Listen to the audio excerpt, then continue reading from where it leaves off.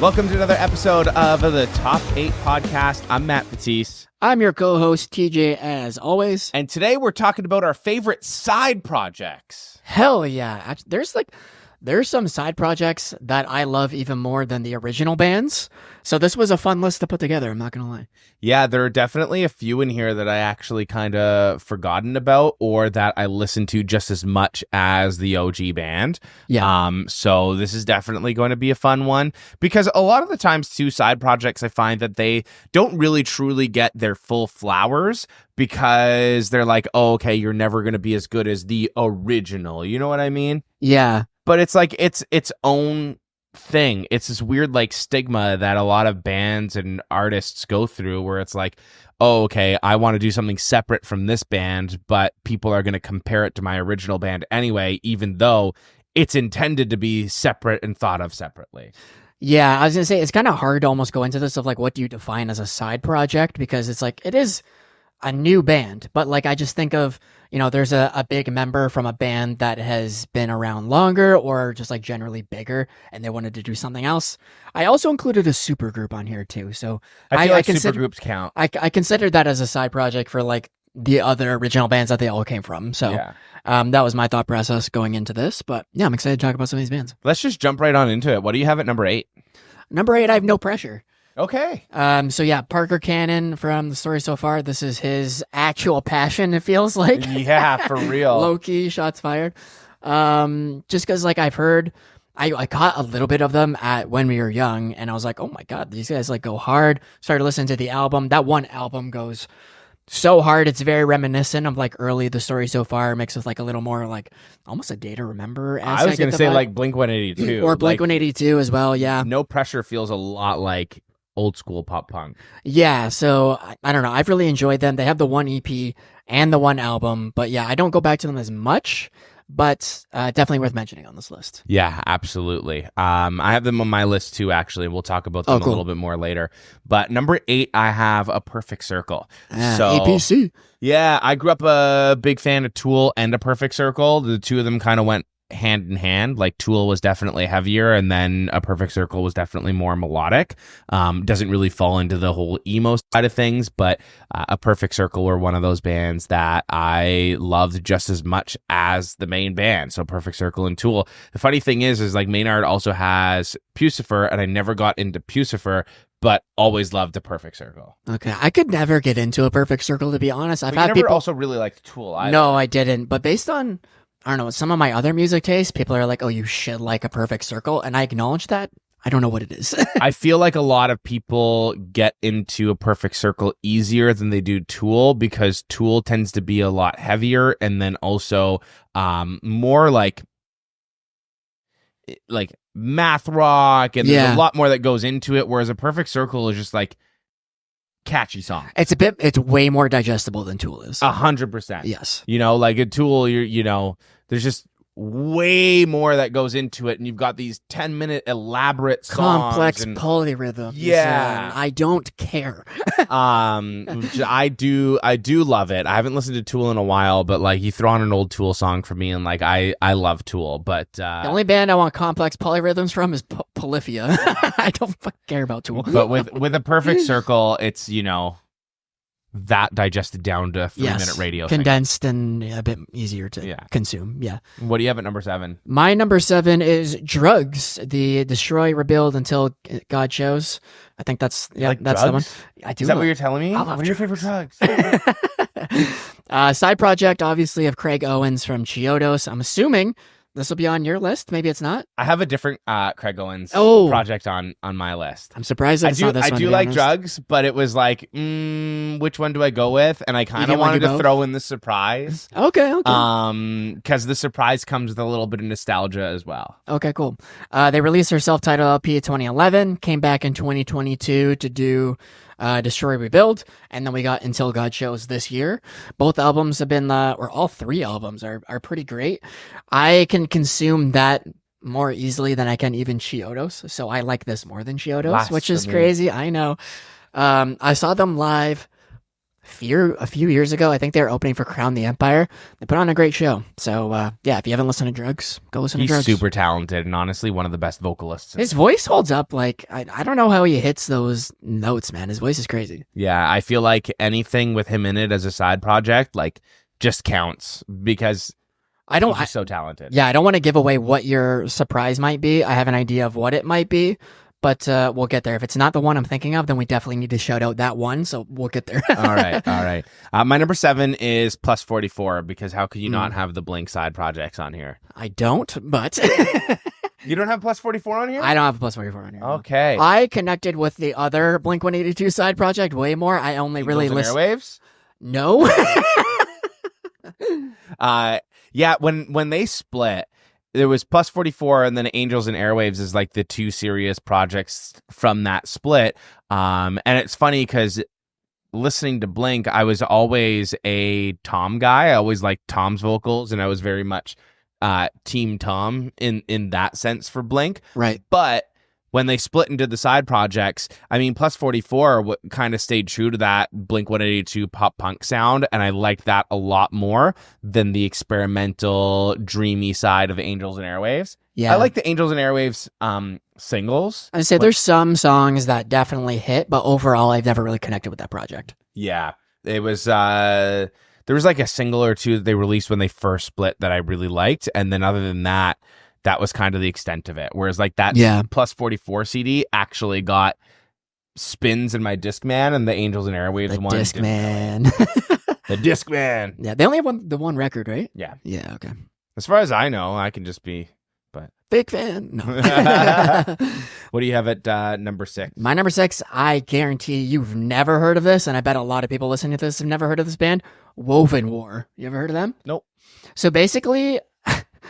when Tim was arrested from As I Lay Dying, all of the members of As I Lay Dying went and formed Woven War and put out super solid metalcore with the vocalist of Oh Sleeper, which is another sick metalcore band.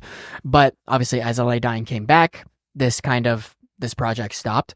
But now, all the members of As I Lay Dying have left again.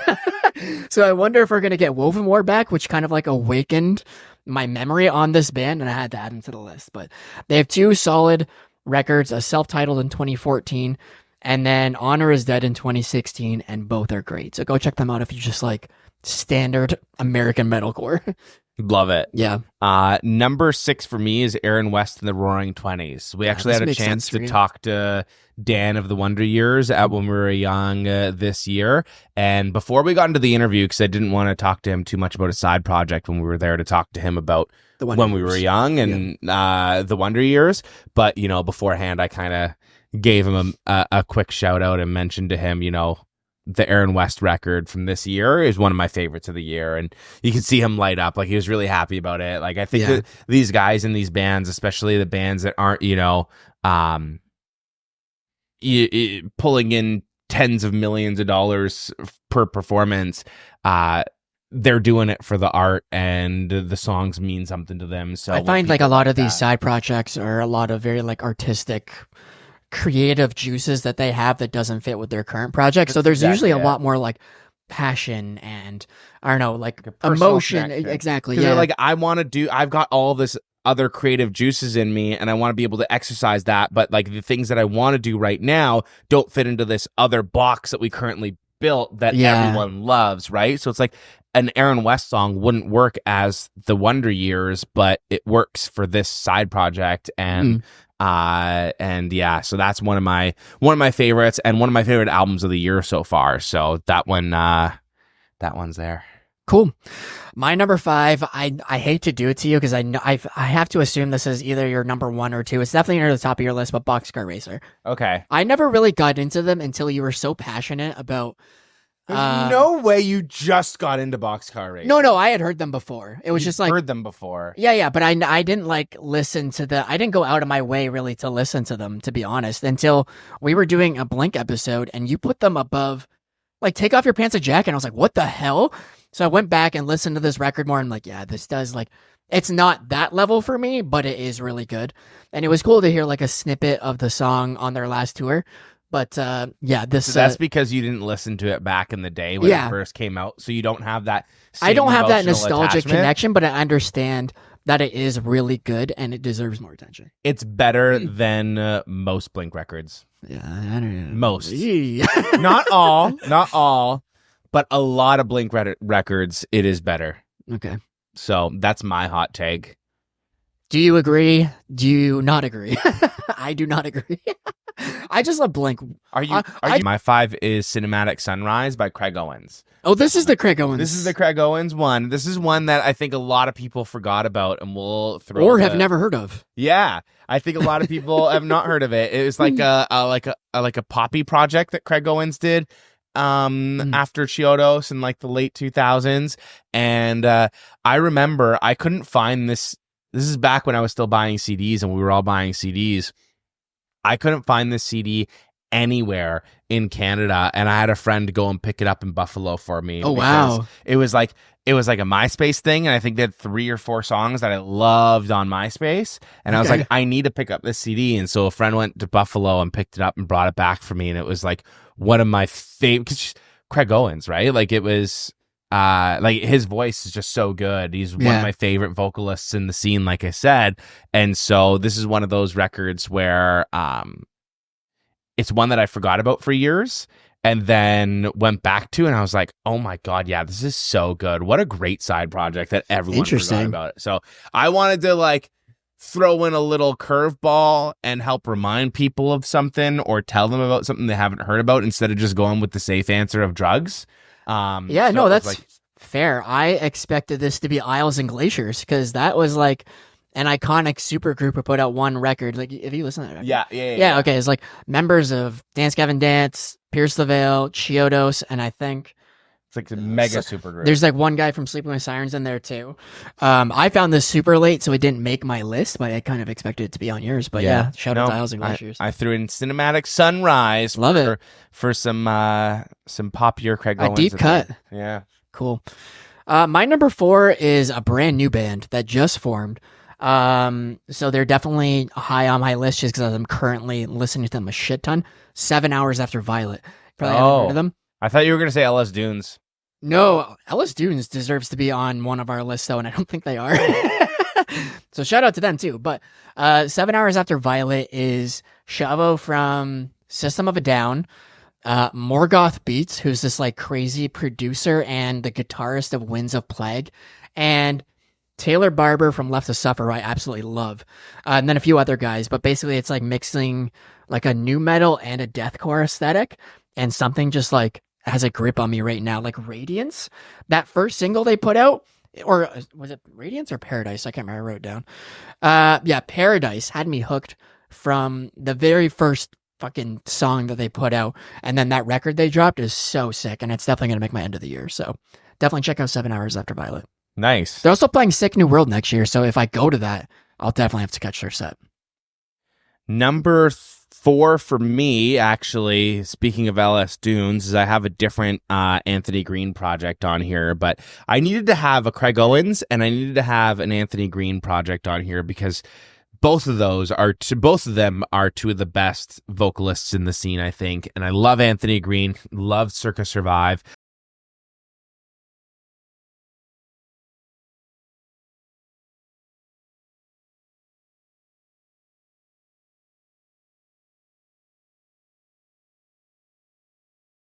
In the 2000s, you liked Circa Survive and you loved Sound of Animals Fighting as well. It was like one of the best side projects from back in the day as well. So if you haven't checked them out, I think that you would really like Sound of Animals Fighting. I'll have to go check them out. I've never even heard of this until we started talking, but like we had a quick discussion before we actually talked. And I'll have to go listen to them. I think that you would love them. But yeah, anything that Anthony Green or Craig Owens have done, I think deserves to be on these lists. Yeah, fair enough. My number 3, also don't know if you would have heard of these guys, but If I Die First. No. Basically, they just formed in 2020, I think, during like the COVID pandemic, because everybody was just chilling at home and they just started writing together. But it's Travis Richter from First to Last. And then I was really into emo rap at the time, and Lil Lotus is like the other vocalist who just started doing screams. But I was really into his emo rap stuff, so I just kind of found them through this. But They have like 2 EPs and then a split EP with See You Space Cowboy. And it's just straight like 2005's Screamo core. Hell yeah. And it's fucking sick. Like that Ben Quad EP that came out that I've been Yes. like jamming. It's just that. Yeah. But it's so good. But it also has like little emo influences in it and kind of like Chiodos E. So I think you would really like it actually. I love that you also got into Ben Quad, by the way. Like, Oh I my God. love that you. I was like, I'm took gonna that give it a record. chance because I had heard some of their other stuff. I was like, I don't know if I can get into it, but this little post-hardcore EP is fucking They sick. like completely. It's like they signed to Pure Noise and they just went from like emo into like Like we're gonna post-hardcore play with heavy. Knock Loose, so we're gonna put out some heavy shit. Yeah, they went from playing with Hot Mulligan and being like emo, and that Yeah, emo stuff was amazing. I really thought that they were gonna blow up on the more emo stuff with that because they were killing it, and then they just switched up and went heavy, and I was like, yeah. I love this even better now. Like I feel like they've really figured out where they are. Oh, if they That's stick with a- this, I'm full in on Ben Quad. By the way, we've totally went off track, but like shout out to Ben Quad. Yeah, they're one of those bands where they could do emo and they could do heavy. Like it doesn't matter. They're so good. Yeah. Yeah. Number 3 for me is where I put No Pressure. Oh, okay. Yeah, and so you mentioned seeing them when we were young. That's when I saw them last year as well, 2023, and we saw the Story So Far earlier this year, and they're playing. The Story So Far is playing when we were young this year. Or next year, 2025. I'm curious to see what Parker does for the Story So Far at when we were young because he is known to just stand there and sing the songs. And I'm curious. We kind of had this conversation in the When We Were Young episode. People always try to like up themselves and up everyone else to put on the best possible performance for When We Were Young specifically. So I'm curious to know if he's going to actually move on the stage because He gave fans nothing. well, he gave At us the nothing Jada for the Remember Story show? So Far. We know that, but like with No Pressure, when we saw He's got him, energy. shirt off, running around stage. So it's like I love that, and That's where I came into that whole thing of like it feels like he's kind of lost passion for the Story So Far, even though they've got the deeper discog. because it's like he still has that in him for No Pressure. Yeah. So No Pressure, you can hear that influence and that passion in there. So they're definitely one of the best side projects right now in pop punk. Yeah. My number 2 is both side projects from Ricky Armelino, who's the guitarist of Ice Nine Kills, who I absolutely love. I had the chance to talk with him at Sick New World about Ice Nine Kills, but then I was like, hey, by the way, you got anything else in the works for like your side projects? He's like, oh, hell yeah, we're working on so much, which is, so sick for me. But originally had this metalcore band called This or the Apocalypse, who put out 3 sick metalcore records, Monument in 2008, and then Haunt What's Left in 2010, and that's where they really found their sound, and I love that record. And then Dead Years in 2012. And then they pretty much rebranded. I don't think it's the same guys in the band, but then they switched to doing Hawk, and they put out this crazy EP in 2020 called Tolerance is Paradox. Definitely recommend checking it out. And they just dropped a new song called Justify. It's getting airplay on Octane Radio, which is so sick for Ricky, so I'm just very excited for him. Awesome. Yeah. Yeah, I'm definitely not. I just started checking out Ice Nine Kills. So I'm definitely Yeah, not I gonna- figured you wouldn't have even heard of these bands, but like I feel like I've said like this deep lore with like his side projects for some reason, so I'm just very excited that like he's starting to get his flowers for Hawk. Love that. Yeah, My number 2 is and Ice Nine Kills is killing it. So yeah, absolutely. Yeah. My number 2 is basically anything that Brian Fallon has done.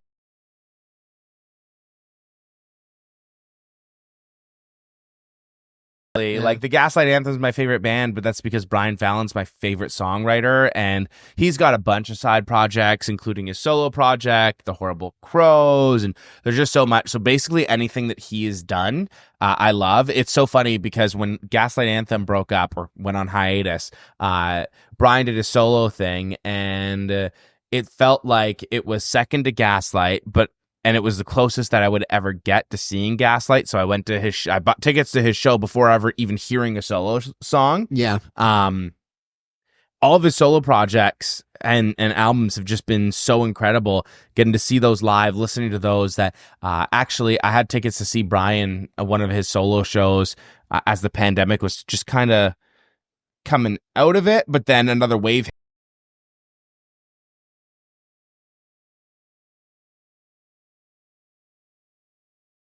Brian's solo show, so I never got to hear anything from his latest solo album live. And now it's like Gaslight's together. I've seen Gaslight a few times since they've gone back together, and I'm like, oh, I kind of wish that he did both, like Gaslight and solo shows, because now the solo stuff's on the back burner. And not complaining about that, because I still do prefer Gaslight to the solo stuff. He almost needs to like tour with himself, like open up for himself. Yeah, just like do like a, if Bruce Springsteen can do it, why can't you do 3 I was hours? gonna say Ellis Dunes played on When We Were Young, and then Frank Iero went and played with My Chemical Romance, so you can do it. Can we get Brian Fallon opening for the Gaslight anthem? Yeah. That would be great. But yeah, anything that basically he's done is incredible, and it's just because of the songwriting, the lyrics, like all of it is just so incredible that anything that he touches turns to gold, basically. Totally. What is your number 1, buddy? My number 1 is End, the heavy metalcore supergroup. Brendan Murphy of Counterparts, Will Putney of Fit for an Autopsy, which you put Will Putney in anything really, and he fucking kills it. Who else? Gregory Thomas of Shai Hulud, Jay of Reign Supreme, and then Matt from the Acacia Strain. And it's just like all these heavy influences going into this pissed off aggression of a band. They dropped their first EP, I think it was 2017, From the Unforgiving Arms of God. Necessary Death, one of the best fucking breakdowns you're ever going to hear in your life. And then their most recent LP, The Sins of Human Frailty, they put out last year. So good. You know what I want to see is I want to see like a big heavy metal supergroup do like a fucking pop album. Like, trying to think of it if that's ever happened. I just want to see it, because like you're naming all these bands and all these guys that make like already like the goriest, heaviest music that there is, and you're like, yeah, then they all got together and they made even heavier stuff music. It's just, no, man, put all of these like tattooed big beard metalheads together, and I want to hear like K-pop. Yeah. I want to hear like Breathe Carolina out of them. You know what I mean? Like I want to hear like the softest, sweetest shit. That's what I want them to sing me sweet melodies that I can go to bed to. I want to like put it on for my wife and be like, babe, check out this love song. And it's like the sweetest, poppiest, like piano, acoustic guitars. Like that's what I want to hear out of like these scary men. Let us know if you have any suggestions for this has ever happened, because I'm trying to think of anything and I can't. But I think it'd be really funny too. Because I feel like that would be a lot cooler, not gonna lie.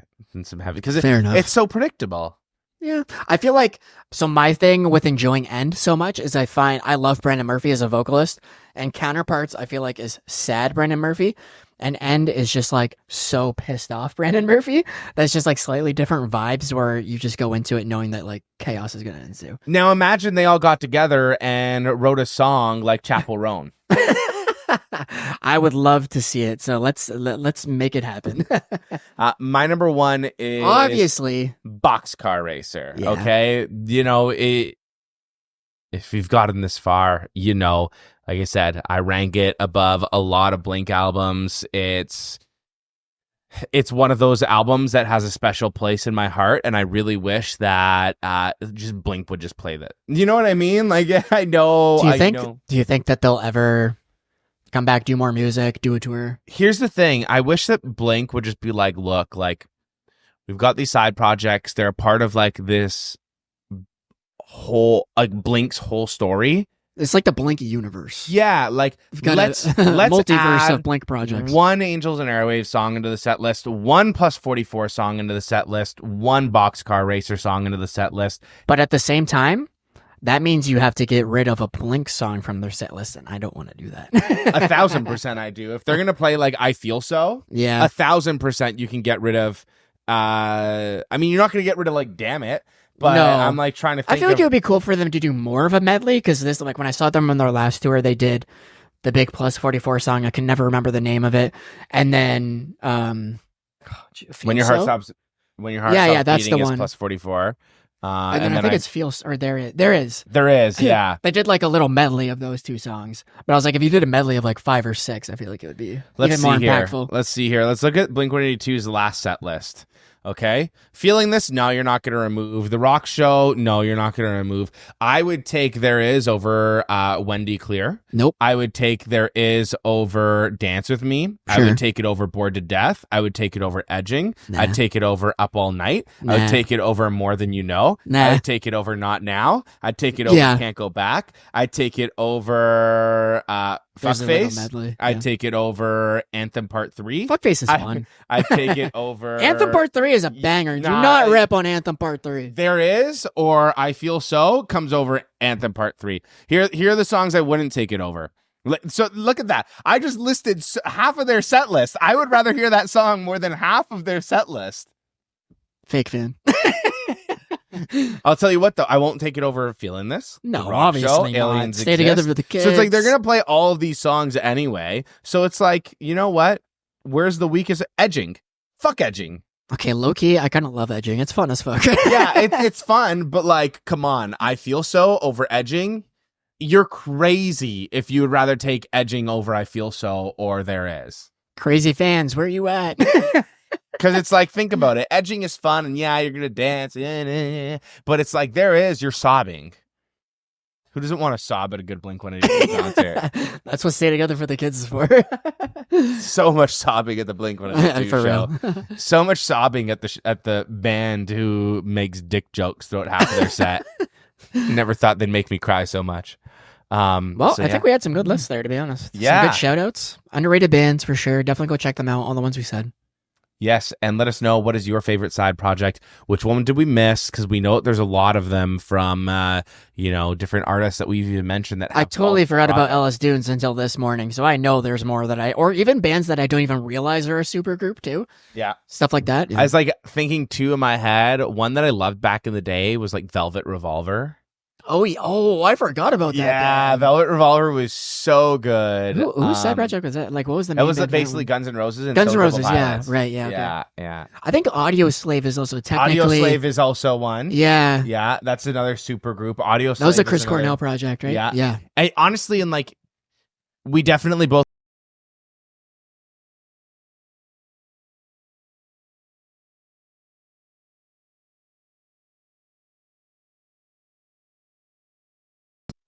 There's so many of those like big rock groups that like if we wanted to compile an actual list of like an objective list, that I feel like Yeah. those would all be at the top of those lists. But we definitely leaned our own. Do we consider so. Foo Fighters a Technically, yes. Yeah. Technically, yes.